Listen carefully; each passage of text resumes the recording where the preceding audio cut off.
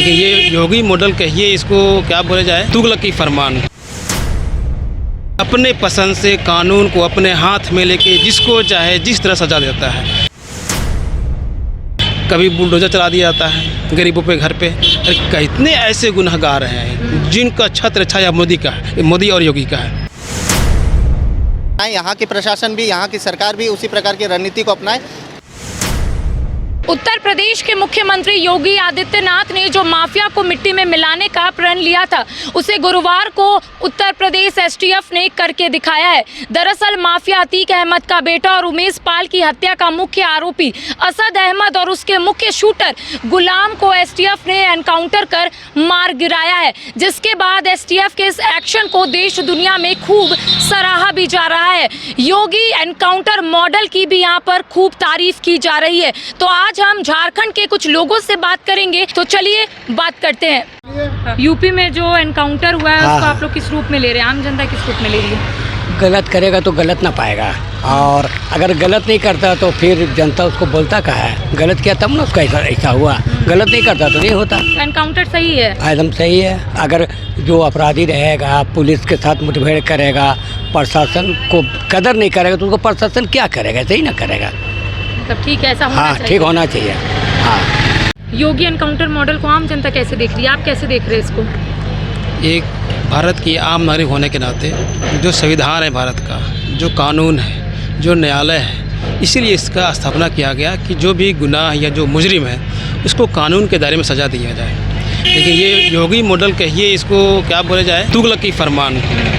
अपने पसंद से कानून को अपने हाथ में लेके जिसको चाहे जिस तरह सजा देता है। कभी बुलडोजर चला दिया जाता है गरीबों पे, घर पे। अरे कितने ऐसे गुनहगार हैं जिनका छत्र छाया मोदी का है, मोदी और योगी का है। तो उस पर कोई कानून बिल्कुल गलत है। उसके लिए कानून है ना, न्यायालय है इंसाफ करने के लिए। और जो आदमी वर्षों से गुजरात के जेल में था, उसको मीडिया को दिखाने के लिए, सरकार को दिखाने के लिए हम देखिए वहाँ से पकड़ के लेके आ रहे हैं अतीक अहमद को। अरे कौन नहीं जान रहा है उसको कि वो आदमी जेल में वहाँ पे। अब उसका बेटा को आके इनकाउंटर कर देते हैं आप, और अपने आप को बहुत बड़का कानून की बात दिखाते हैं कि हम देशभक्त हैं। देश है, कानून है, उसके हिसाब से काम कीजिए आप। तो यूपी में इनकाउंटर हुआ, आपको लगता है कि उसी तरह का कार्रवाई झारखंड में भी होना चाहिए?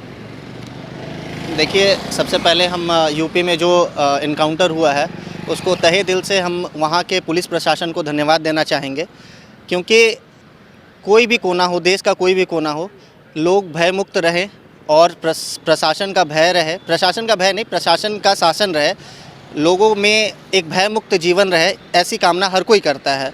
राम राज्य की कामना आज भारत में जो सरकार बनी हुई है, वो उनका भी मानना है कि राम राज्य बने, सभी का कहना है। तो राम राज्य का मतलब होता है कि सभी का जीवन भयमुक्त रहे।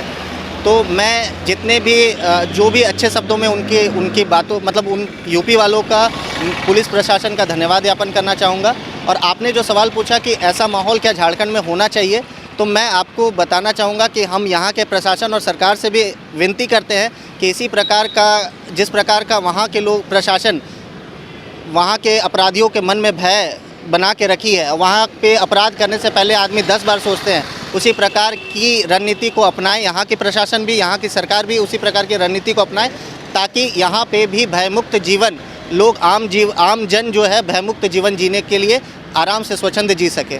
साथ ही साथ कुछ राजनीतिक दल के नेताओं से बात करने की कोशिश करेंगे कि आखिर योगी एनकाउंटर मॉडल को वो लोग किस रूप में ले रहे हैं। तो चलिए बात करते हैं। देखिए, अपराध और अपराधी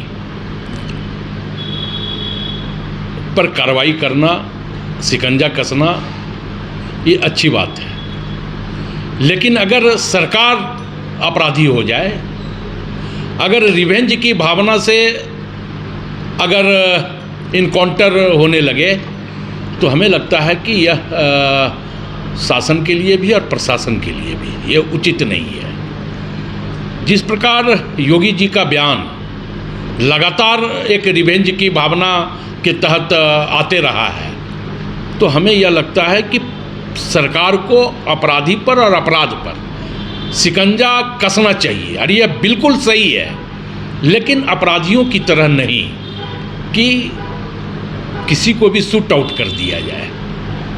तो स्वाभाविक तौर पे इस पे सरकार को थोड़ी नियंत्रण रखनी चाहिए। देखिए, एक राक्षस है और उसकी तस्वीरें साफ आई कि उसने उतर के गोलियां चलाई हैं। ये तो वीडियो सीसीटीवी फुटेज से इस्टेब्लिश्ड है। जो एक चश्मदीद गवाह था, उसकी वकील था, उसकी हत्या कर दी, अंगरक्षक की हत्या कर दी। उसके लिए आंसू के किसी के बूंद नहीं निकले, लेकिन एक गैंगस्टर के पुत्र जो कि हत्या का अभियुक्त था, जिसने दिन दहाड़े एक वकील और उसके जो गवाह थे उनकी हत्या कर दी थी, उसके लिए बड़े बड़े राजनीतिक दलों के मुंह नहीं खुले।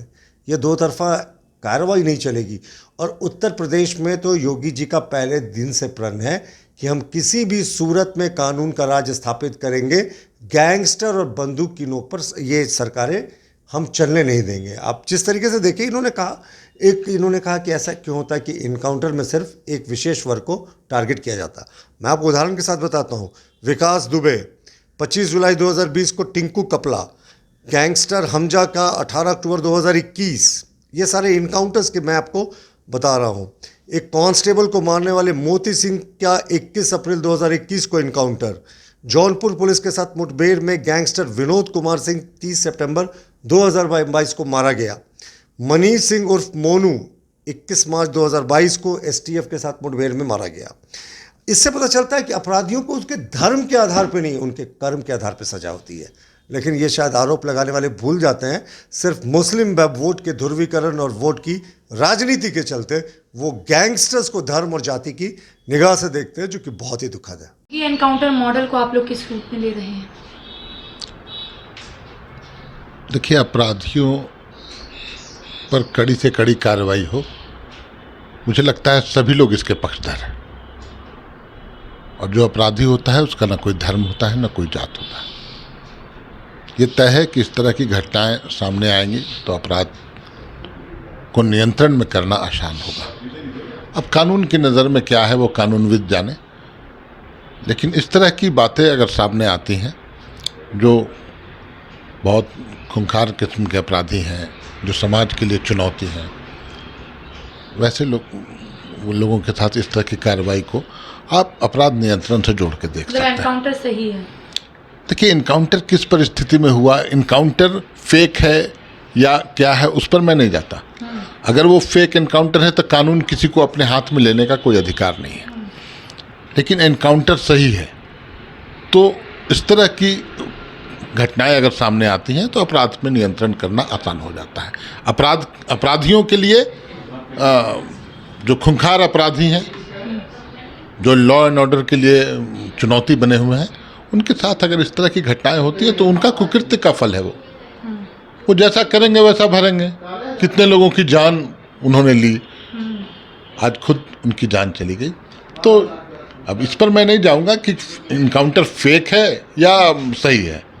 फेक है तो भाई कानून किसी को हाथ में लेने की इजाज़त नहीं देता है, सबके लिए कानून बने हैं।